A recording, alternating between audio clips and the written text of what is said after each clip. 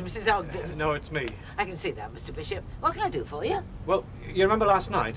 The, Oh, the engagement ring you lost. Yes, have you found it? No, I haven't. That's why I'm here. I was wondering if you'd found it in the bar, you know, when you were cleaning up. Yeah. Oh, I wish I could say yes. On the other hand, I can't say no. You see, Mrs. Ogden hasn't seen fit to turn up yet. Oh. But I will ask her to look, specially. Yes, but not specifically, if you don't mind, Mrs. Walker. I mean, I wouldn't like her to know what I'd lost in case it gets back to Emily. And I don't want that just at the moment. No, of course not. Leave it to me. Oh, thanks. And don't worry. I'm sure it'll turn up. Yeah.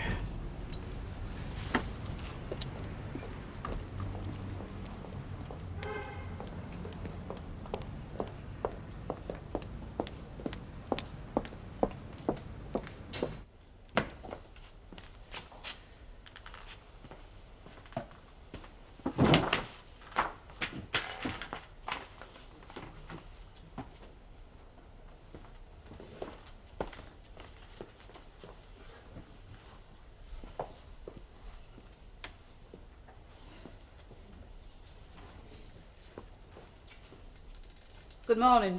Ooh. Good morning. I, just looking for something I thought I might have dropped. Well, I didn't think it was a bone you were burying. No. This room is done out every day, isn't it, Mrs. Sharp? It is when I'm here. And anything found on the floor would automatically be handed into the office. Well, assuming that everybody's as honest as I am. Mind you, I can't vouch for the character of Mrs. Crossley. No. Why? What is it you've lost? Oh, nothing very important. No? No, a cufflink. I thought I'd have a look for it while I was passing, you know. There can't be many things in life more useless than one cufflink. No, except 2 left clogs. Exactly. So if you do find anything, Mrs. Sharples, I would be grateful if you'd let me know. Something in the way of cufflinks, you mean? Yeah. Right, well, you'll find her address still stuck up on the top left-hand corner of the notice board there. Whose address? Mrs. Crossley, the one that was cleaning here last week. Ah, yeah.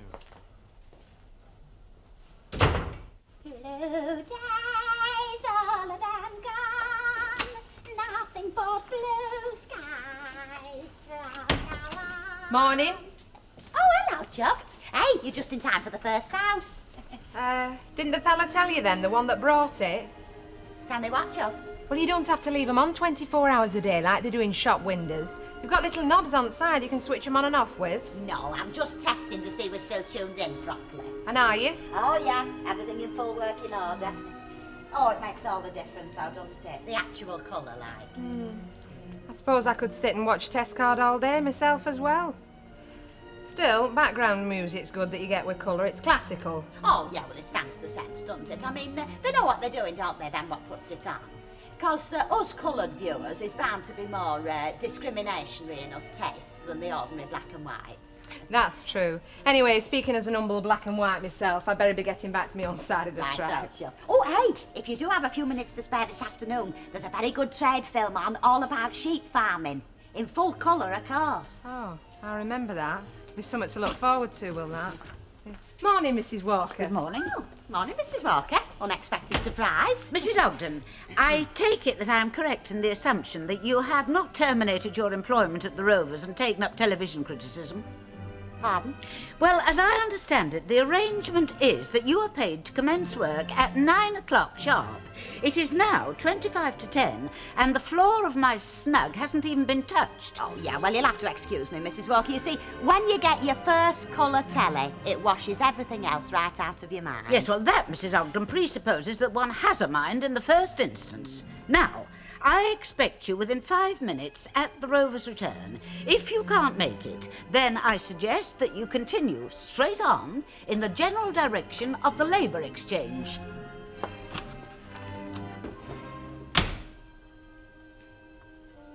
Ah.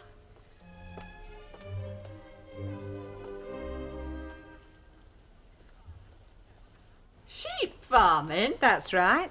After which there'll be a short intermission while Hilda goes round selling soft drinks, and their Stan comes up out at fireplace playing his electric organ. Hey, they're pushing the boat out a bit all of a sudden, aren't they? Colour telly. Yeah, well, it's this rich uncle you see they've got in Texas. Oh, Oh, yeah.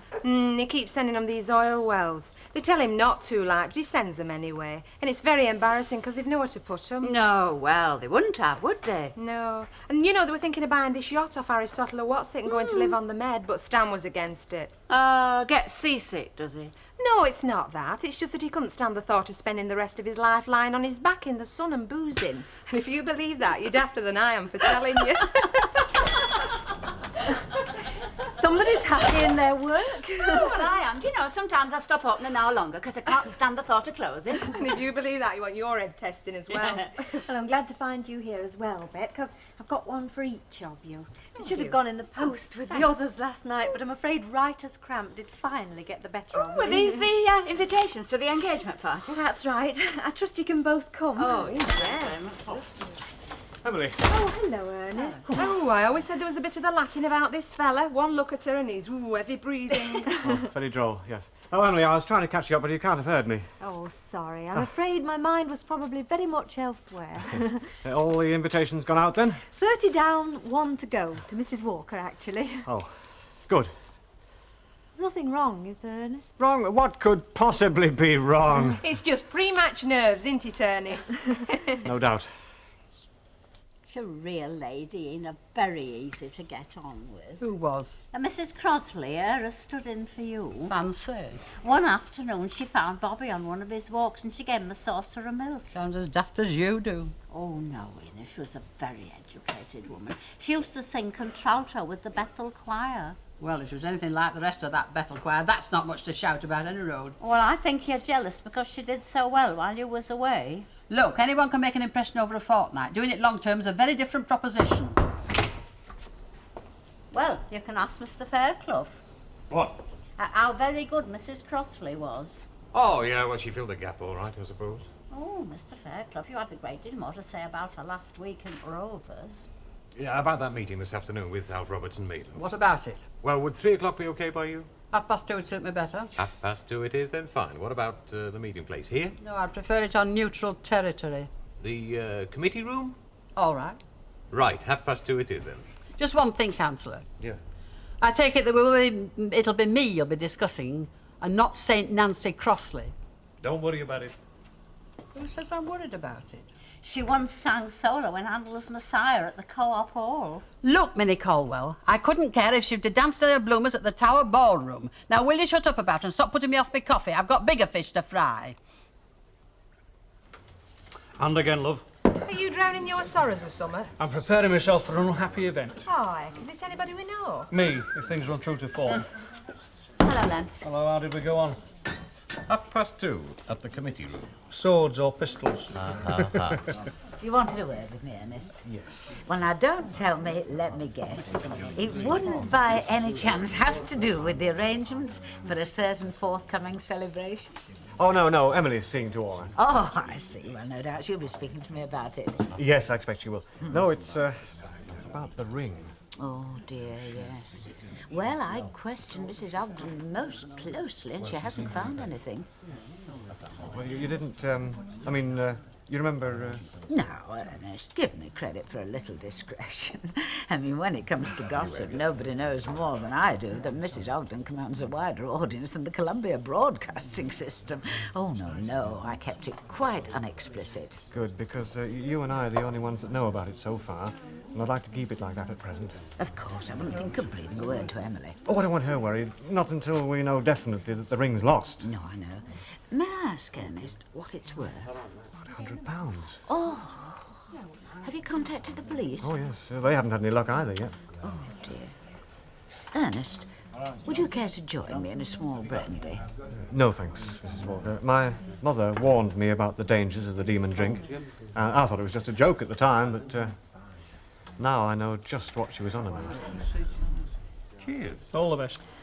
So, you don't believe in walking for charity, then, Alf? Oh, I didn't say that. No, I think any means of raising money for charity is valid as long as there's adequate safeguards. I just said I knew a better way, that's all. Well, like what, for instance? Slimming for charity. Hey. How do you mean, slimming for charity? What do I mean? Look at me. I'm 15 stone, right? Overweight. The doctor says, get some of that off. Right, I've got 6 mates down at the post office. They give me 10p for every pound I lose, and I hand it over to cancer research. Oh, it's a good idea. Yeah, but does it work? Well, of course it works. I've raised over £1 for him already. I don't suppose you lot feel like sponsoring me, do you? Yeah, you can count me in. How about you, Bet? Go on, you've shamed me into it. And how about you, councillor? Have we shamed you into it and all? On one condition, yes. What condition's that? That for every pound you put on over 15 stone, you stick 10p in yourself. Oh. Easy. Another pint? No, I'll just have a half, thank you. It's working already. My investment's beginning to pay off already, isn't it? Yr un mor ffyrnig yn y ffonda. Daeth y gweithwyr ym Mwll Eli, un o byllai cyfuniad Cambrian, allan yn erbyn y gradd newydd o gyflogau, ac ymledodd y streic I holl byllai'r Cambrian. You wouldn't like me to get dirty dicking for you, would you, to do a little bit of interpreting? Say so, No, never said a word, love. Oh, makes all the difference though, doesn't it? The colour, like. Oh, yeah. Makes you wonder how you've managed for so long, doesn't it?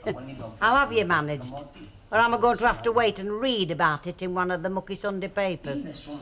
How do you mean the Sunday papers? The Secret of My Rise from Rags to Riches by Stanley Ogden. Oh, yeah, well, it's all a matter of good housekeeping. Ah. Yeah, managing, like. Ah. Cutting down, you know. She's always been a good manager, our elder. Get away. Well, to be fair, Crofts, I'm working in Victoria Street. Listen, if he comes in, you haven't seen me all morning, right? Right, I'll chuck, yeah. Oh, hello, Mr. Bishop. Come on in, will you? Come through into the viewing room. Was there anything else, Mrs. Turpin? No thanks, love. See you in the Sunday papers. Is Stan in?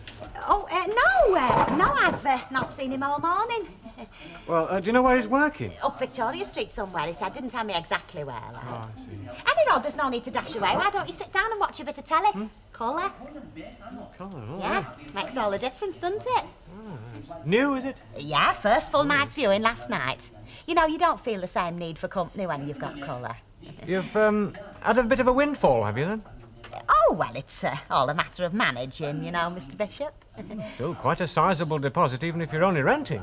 Yeah, well, my Stan's not short of a bob or two, you know, when he knows it's somewhat I've set my heart on. Really?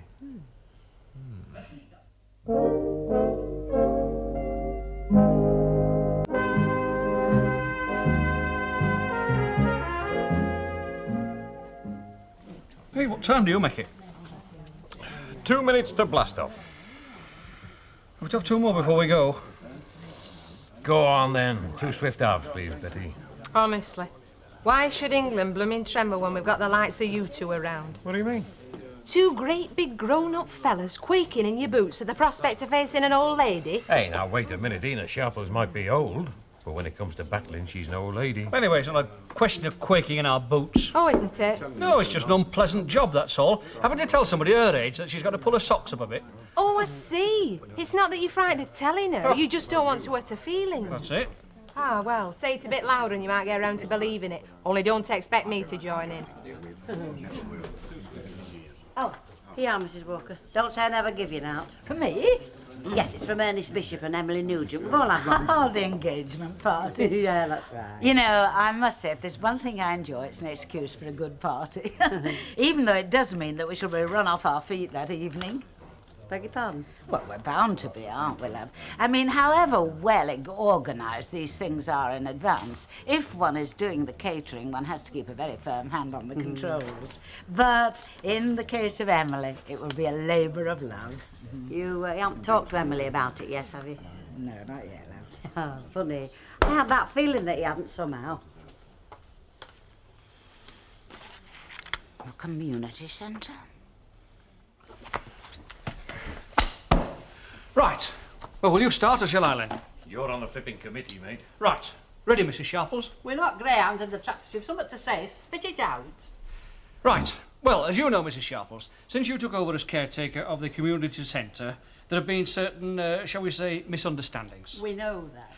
So, Councillor Fairclough and myself have put our heads together and we have compiled a list of what we consider to be your basic duties. By gum, it's God help this borough, Alf Roberts, if they ever make you mayor. The mayor making will go on for 3 days if it's out to do with you. And I'd be glad, Mrs. Sharples, if we could keep personalities out of this. Why don't we give Mrs. Sharples a copy of the list so that she can decide for herself? Right, I've no objections to that. I have. Oh, why's that? Because I've not got my reading glasses with me. Right, well, in that case, I'll read them out to you. I take it you've no objections to that procedure? No, carry on, so long as you don't make any of them into a 10-minute speech. You're not the House of Commons being publicly launched, you know. Right. Item 1, working hours. Here he is then, the last of the big spenders. Have you seen Stan Ogden in here today? Come to think of it, no, I haven't. Do you know, I thought there was something missing. Hey, I wonder if he's run off with club money and that big blonde barmaid from Flying Horse. Mrs. Walker. Yes, Elizabeth. About the engagement party. What about it? Well, you haven't forgotten what you said about it being all right for me and Bet to go, have you? I haven't forgotten. I haven't forgotten anything. Oh. Hello. Mrs. Walker, I take it you've got your invitation by this time. I'm afraid it was the last, but by no means the least. Yes, thank you. And you will be able to come, I hope. Well, now, dear, I'm afraid that the prospects are rather remote. I had, of course, high hopes of being there, but that was before I realised that the venue was not the Rovers. Oh, I see. Well, surely something can be worked out. I mean, there are 3 of you. 4, really, with Lucille. Yes, I suppose it seems simple and straightforward to you, dear. But when one happens to be a leading lady victualler, one's first duty is always to one's customers, especially when one's house has always been regarded as the natural focal point of the local community. Well, Ernest and I did, of course, consider holding it at the Rovers. Oh. But I'm sure you can guess why we eventually decided against it. Ernest has made his views about strong drink quite clear on a number of occasions. Oh, you do surprise me, dear. He was keeping them very much to himself when he was in this public house a few weeks ago. I'm referring, of course, to the afternoon when he was forcibly ejected from the premises at 3:30 by Mrs. Turpin. I must say I find that remark both vindictive and uncalled for, Mrs. Walker. You know as well as I do that it was an emotional upset of major proportions which triggered off that regrettable incident. An emotional upset, I might add, that you helped to create. That I helped to create? Yes, you, Mrs. Walker, by causing such a ludicrous hoo-ha about that cartoon business. If it hadn't been for that, Ernest and I would never have quarrelled in the first place. So I would have thought that you, of all people, would have kept your mouth shut about that. But then I suppose that would be too much to ask, wouldn't it? On any subject. Right, let's go on to the next point, shall we? Try to agree about something at least. Opening times. The caretaker shall be responsible at all times for the opening and closing of the premises at prescribed times. What are they? Pardon? These times you're prescribing, what are they? Well, the normal times of opening and closing, naturally. I heard what you said the first time. What are they? Well, don't you know? Nobody's ever given me any times up to now. I've just used my own discretion, but it doesn't seem to suit some folk. Do you know, Len? I thought you knew. I don't. I thought all this had been sorted out. Ah, well, we all know what thought did, don't we? Well, shall we say 9 o'clock in the morning until 10 o'clock at night? What, 7 days a week? Yes. Oh, gum, it's a job and a half. They haven't done working hours round here like that since they started bringing in the Factory Acts. But you won't exactly be working all those hours, will you? And when this place is open, I'm responsible for it, right? Yeah. Well, that's what I'm paid for, being responsible for it. And when I'm responsible, I'm working. Well, what would you suggest, then, Mrs. Sharples? Oh, it's not my place to suggest anything. I only work here. You're the bosses. Shall we go on to the next item? I don't see any point in it myself. How do you mean? Well, we don't seem to have been able to agree on the last half dozen. Well, you do want to agree about something, don't you, Mrs. Sharples? All I want is to know what is expected of me. Nothing more, nothing less. Would anybody like a cup of tea? Oh, not for me, thank you, Mrs. Caldwell. I need something stronger. And if I get my skates out, I'll just get round to Annie Walker's before she puts the towels up. I take it the meeting's at an end, then, Charles. As far as I'm concerned, Mrs. Sharples, it never even started. You'll find a waste paper basket by the notice board as you go out. Mrs. Sharples, you were never by any chance a member of a trade union, were you? I never needed to be when I wanted to get anything. doesn't seem to have been very successful, this meeting, Ina. Don't you think so? Well, you don't seem to have got very far. Oh, I don't know. There are times when you can get as far as you want in any given direction by just staying where you are already. I must say, I find Mrs. Walker's attitude quite inexplicable. I mean, why she should have ever assumed we'd be holding it at the Rovers in the first place beats me. Well, I suppose it's what people around here have always done, isn't it? Tradition. But, I mean, if we let ourselves be hide-bound by tradition, Maggie, we'd still be painting ourselves blue all over and running round in skins. It isn't even as if it's going to be that sort of an occasion. Well, I realise Ernest and I are probably swimming against the tide of the times, but neither of us sees a betrothal as an excuse for a public bacchanal. I mean, it's an occasion of the spirit, not the flesh pots. Or you'll not be getting a special liquor licence then for the centre? Well, I hardly think a liquor licence will be required to cover a couple of bottles of apple juice. Oh, they'll be coming in coaches from Widnes for this do. Oh, Betty. Bottle of lemonade, please. Hey, here's a lad that's in training already for it. Have you ever wondered what it was like? Trying to catch a blue bottle with a jam jar, one with a narrow neck. What, a blue bottle of the jam jar? Well, if ever you do, come and ask me, because it's nothing compared with trying to pin Ina Sharples down in an argument. Yeah, we could have told you that before you went. You had your meeting then, have you? Well, we all sat round the same table. And how'd you get on? Well, let's just say we agreed to disagree. I'm not even sure we agreed about that. Never mind. Think what all that sweating will have done for your weight watching. I bet we owe you 20 pence apiece already. What do you mean we owe him 20 pence apiece? Well, didn't you know? I'll slim him for charity. For every £1 he loses, he gets 10 new pence apiece from us for cancer research. Oh, see. Go on. Tell him you'll sponsor him just to cheer him up. Hang on a minute. Are you very fond of starchy foods? Very. Worse luck. Do you like sugar in your tea? I can't sup it without. Have you got a will of iron when you set your mind to it? More like tripe and onions, I'd have said. Right, you're on. How about half a pound of lovely treacle toffee just to start you off? One slimming loaf, please. Oh.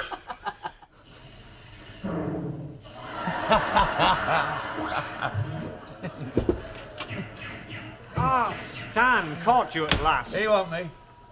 Well, didn't Hilda tell you? No, well, we've been a bit preoccupied, you know. Oh, yes, I heard you joined the plutocrats. Yeah, well, you got to treat yourself sometimes, haven't you? Well, what can I do for you? Do you want a foreigner or something? Oh, no, nothing like that, Stanley. I've come to seek your help. The fact is, Stan, I'm in a bit of trouble. All right. Well, you'll have heard that Emily and me are now officially engaged. Yeah, we got the invitations this morning. Thanks very much. Hey, she's not, is she? Eh? Oh, good Lord, no, nothing like that, Stanley. No, it's just that... Well, you remember that ring I showed you that afternoon? We had a skinful. Yeah. A day to be remembered. Not by me, Stanley. I can't remember a thing about it. That's why I've come to you. Oh. Yeah, that ring I showed you at the table, remember? Yeah. I can't find it. Eh? I don't suppose you have any idea where it could be, Stanley. No, I remember seeing you put it on the table. I don't remember anything after that. Nothing else? No. I see. Hey, that was worth about 100 quid, wasn't it? How did you know that? Well, you told me. Did I? Yeah. Don't remember. Then you started sermonising, you know. Oh, yeah. Well, look, Stan. What? If you think of anything significant, or if you get any idea at all where I might find that ring, you know where to find me. I'll keep my eyes open, mate. Oh, thanks, Stan. All right. Hello, Mr. Bishop. You just off? That's right, yes. News will be on in a minute, in colour. No, thanks. Oh, toffee-nosed beggar. You know what's wrong with him, don't you? What? Same as is wrong with everybody else round here I've mentioned it to. They're all pea green, every one of them. How many of you mentioned it to? Oh, well, just one or two. What do you want to right? do that for? Well, there's not much fun having colour if you can't go do a bit of bragging about it. Not often we get the chance. Listen, I told you. Oh, Stan. Oh, Stan, nothing. I told you to stop spinning it around, didn't I? And I told you why, didn't I? Now knock it off before we're both sorry.